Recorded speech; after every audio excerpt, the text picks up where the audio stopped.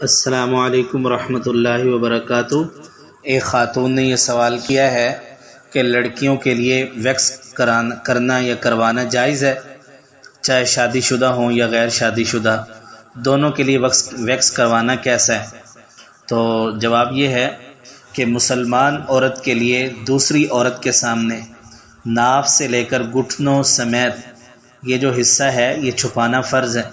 شرعی عذر کے بغیر ان اعضاء میں سے کوئی عضو دوسری عورت کے سامنے کھولنا یا کسی عورت کا دوسری عورت کے ان اعضاء کو چھونا یہ جائز نہیں ہے، لہذا سطر والے مقام کا ویکس کرانا کسی دوسری عورت سے جائز نہیں ہے، خود کر سکتی ہے۔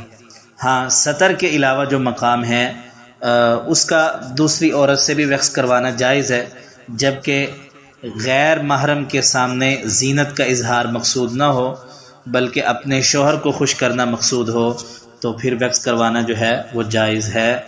اور اس میں بعض لوگ یہ پوچھتے ہیں کہ ویکس کرانے سے جسم کو تکلیف ہوتی ہے، تو کوئی حرج نہیں۔